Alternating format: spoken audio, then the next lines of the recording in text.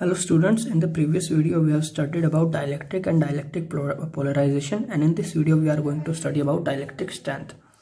So देखिए dielectric strength, so dielectric आपने पढ़ा था। डाइलेक्ट्रिक बेसिकली कुछ हमारे एक अलग तरह के मटेरियल्स होते थे जिनको ना तो हम कंडक्टर बोलते थे ना तो हम इंसुलेटर बोलते थे। और ये मटेरियल्स क्या करते थे, ये करंट को अलाउ नहीं करते, कंडक्ट नहीं कराते, बट इलेक्ट्रिक इफेक्ट को शो करते हैं, इलेक्ट्रिक फील्ड को जो है अपने में से पास होने देते हैं। ठीक है, तो ऐसे मटेरियल को हम डाइलेक्ट्रिक बोलते थे। दो तरह के होते थे, पोलर और नॉन पोलर डाइलेक्ट्रिक। तो उन्हीं डाइलेक्ट्रिक की स्ट्रेंथ के बारे में पढ़ने वाले हैं। ठीक है, तो देखिए स्ट्रेंथ क्या होती है। सो डाइलेक्ट्रिक स्ट्रेंथ होती है the maximum electric field that a dielectric medium withstand without breaking down of its insulating property is called dielectric strength. कि भाई जो मैक्सिमम इलेक्ट्रिक फील्ड है, ठीक है, जिसके साथ एक डाइलेक्ट्रिक रह सकता है, ठीक है, बिना ब्रेक डाउन हुए, इसकी इंसुलेटिंग प्रॉपर्टी का ब्रेक डाउन ना हो, कि वो मैक्सिमम इलेक्ट्रिक फील्ड जिसके ऊपर इसकी डाइलेक्ट्रिक की इंसुलेटिंग प्रॉपर्टी का ब्रेक डाउन ना हो, तो उस लिमिट को हम कहते हैं, ठीक है, उस मैक्सिमम इलेक्ट्रिक फील्ड को हम कहते हैं dielectric strength. So dielectric strength क्या है? Dielectric strength basically electric field ही है। ठीक है, बेसिकली इलेक्ट्रिक फील्ड ही, जितनी मैक्सिमम इलेक्ट्रिक फील्ड, ठीक है, जितनी मैक्सिमम इलेक्ट्रिक फील्ड को एक हमारा डाइलेक्ट्रिक मीडियम सहन कर सकता है, उसको हम बोलते हैं डाइलेक्ट्रिक स्ट्रेंथ। ओके, और देखिए भाई क्या होता है कि ये अगर हमारे पास कोई डाइलेक्ट्रिक है, suppose this is a dielectric, ठीक है, और जैसे ही हम इसको इलेक्ट्रिक फील्ड के अंदर रखेंगे, इलेक्ट्रिक फील्ड के अंदर जैसे ही हम इसको प्लेस करेंगे, तो क्या होगा भाई, ये पोलराइज हो जाएगा। यहाँ पर इसमें जो मॉलिक्यूल्स होंगे वो ऐसे अलग अलग हो जाएंगे। ठीक है, वो अगर ये पोलर है चाहे नॉन पोलर है, कैसा भी हो, ये पोलराइज हो जाएगा। इधर नेगेटिव चार्ज आ जाएगा, इधर पॉजिटिव, इधर नेगेटिव, इधर पॉजिटिव, इधर नेगेटिव, इधर पॉजिटिव। तो इस तरीके से ये जो है पोलराइज हो जाएगा बाय दिस मैनर। ठीक है, अब देखो अब क्या है भाई, पोलराइज होने से क्या हुआ, जैसे ये अगर हमारा एक नॉन पोलर था, तो पॉजिटिव और नेगेटिव चार्ज कोइंसाइड करता था, और हमने इसको इलेक्ट्रिक फील्ड में रखा, तो इलेक्ट्रिक फील्ड में रखने से क्या होगा कि भाई पॉजिटिव के ऊपर इधर फोर्स लगेगा, नेगेटिव के ऊपर इधर फोर्स लगेगा, और ये क्या होगा, ये इस तरीके से आ जाएगा, नेगेटिव इधर आ जाएगा और पॉजिटिव इधर आ जाएगा।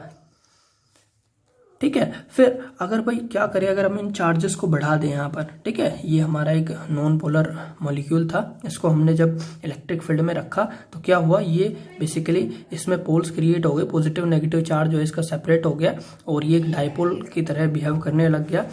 अब क्या हो, अगर हम भाई यहाँ पर जो चार्जेस है उनको बढ़ा दें, मतलब इलेक्ट्रिक फील्ड का मैग्नीट्यूड जो है वो यहाँ पर बढ़ा दे, तो क्या होगा, तो ये जो है ये कुछ इस तरह से हो जाएगा, नेगेटिव चार्ज और पॉजिटिव चार्ज के बीच में सेपरेशन और ज़्यादा बढ़ जाएगा।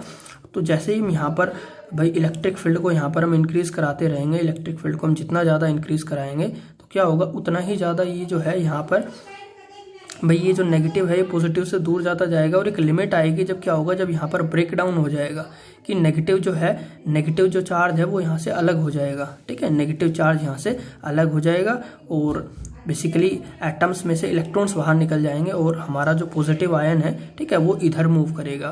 तो क्या होगा, अब इस मीडियम की इंसुलेटिंग प्रॉपर्टी का यहाँ पर ब्रेक डाउन हो गया। ठीक है, इंसुलेटिंग प्रॉपर्टी का ब्रेक डाउन हो गया, मतलब क्या हो गया, अब ये कंडक्टर बन गया, ये यहाँ पर कंडक्शन शुरू हो गया। अभी यहाँ पर करंट जो है, करंट का फ्लो यहाँ पर शुरू हो जाता है। ठीक है, तो अगर करंट का फ्लो शुरू हो जाता है, तो ये जो नेगेटिव चार्ज है इस पॉजिटिव चार्ज के पास जाएगा, इसको न्यूट्रलाइज कर देगा। सिमिलरली ये पॉजिटिव ये इस नेगेटिव को न्यूट्रलाइज कर देगा, और यहाँ पर जो कैपेसिटर इसकी जो कैपेसिटेंस है वो यहाँ पर रिड्यूस हो जाती है। ठीक है, तो भाई यहाँ पर जिस मैक्सिमम इलेक्ट्रिक फील्ड के ऊपर, ठीक है, जिस मैक्सिमम इलेक्ट्रिक फील्ड के ऊपर ये बेसिकली ब्रेक डाउन हो जाएगा, ठीक है, तो उसको हम बोलते हैं यहाँ पर डाइलेक्ट्रिक स्ट्रेंथ। ठीक है, कि भाई अगर इतनी इलेक्ट्रिक फील्ड आपने अप्लाई करी तो यहाँ पर ब्रेक डाउन हो गया, जो मॉलिक्यूल्स है वो टूट जाएंगे। ठीक है, बेसिकली जो हमारा मॉलिक्यूल है वो आयनाइज हो जाएगा यहाँ पर, और यहाँ पर इसी को हम बोलते हैं डाइलेक्ट्रिक स्ट्रेंथ। ठीक है, तो जैसे ही हम यहाँ पर इलेक्ट्रिक फील्ड को एक्सीड करेंगे, क्या होगा, ये जो यहाँ पर हमारे जो मॉलिक्यूल्स है, चाहे पोलर हो चाहे नॉन पोलर, इनका ब्रेक डाउन होना शुरू हो जाएगा यहाँ पर, और ठीक है, इस तरीके से नेगेटिव पॉजिटिव यहाँ पर अलग हो जाएंगे, नेगेटिव और पॉजिटिव दोनों यहाँ पर अलग हो जाएंगे, और नेगेटिव पॉजिटिव यहाँ पर अलग हो जाएंगे। तो क्या होगा, अब ये मूव करना शुरू कर सकते हैं यहाँ पर। ठीक है, तो पॉजिटिव प्लेट के पास यहाँ पर मूव करेंगे और चार्ज को न्यूट्रलाइज करेंगे। ठीक है। सिमिलरली इस तरीके से यहाँ पर क्या होगा, यहाँ पर जो इसकी जो कैपेसिटेंस है वो यहाँ पर रिड्यूस हो जाती है। तो भाई जितनी मैक्सिमम इलेक्ट्रिक फील्ड को ये हमारे जो मॉलिक्यूल है ये सहन कर सकते हैं, उस मैक्सिमम इलेक्ट्रिक फील्ड को हम बोलते हैं यहाँ पर dielectric strength. Okay, so I think you got my point.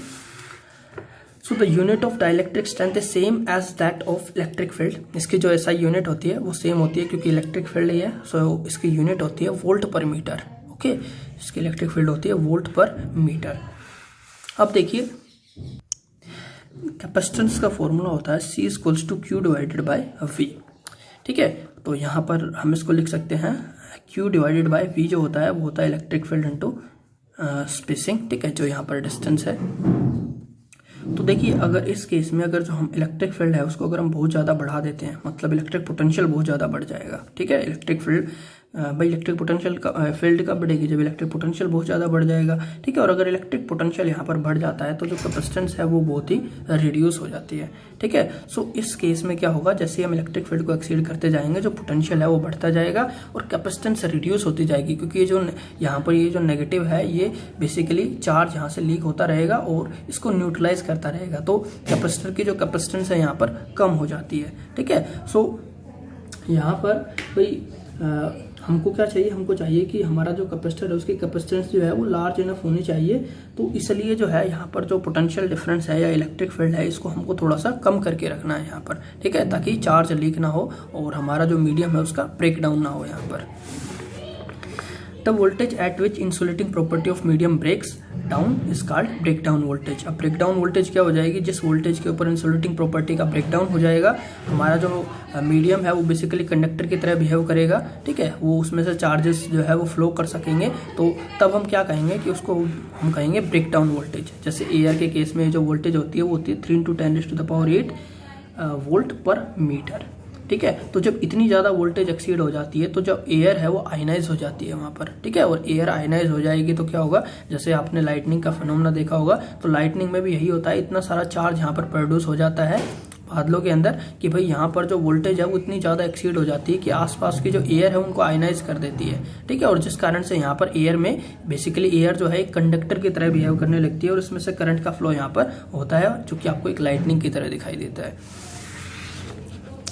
So higher the dielectric strength, higher the ability to resist the passage of electric current। अब जितना ज़्यादा डाइलेक्ट्रिक स्ट्रेंथ होगा किसी मीडियम का, so higher is the ability to resist the passage of electric current, तो उतनी ही ज़्यादा यहाँ पर भाई उस मीडियम की बेसिकली एबिलिटी होगी रेजिस्ट करने की करंट को। ठीक है, तो इसलिए जो डाइलेक्ट्रिक स्ट्रेंथ है वो ज़्यादा होनी चाहिए। ठीक है, तो हम ऐसे मटेरियल्स को यूज़ करेंगे कैपेसिटर्स के अंदर जिनकी डाइलेक्ट्रिक स्ट्रेंथ ज़्यादा होगी, ताकि वो बिल्कुल रेजिस्ट कर सके इलेक्ट्रिक करंट को और वहाँ पर बिल्कुल भी ब्रेक डाउन ना हो। And hence for a capacitor to store large amount of charge, its capacitance should be large enough। तो एक कैपेसिटर जो कि large amount of charge को स्टोर करेगा उसकी जो कैपेसिटेंस है वो काफ़ी लार्ज होनी चाहिए।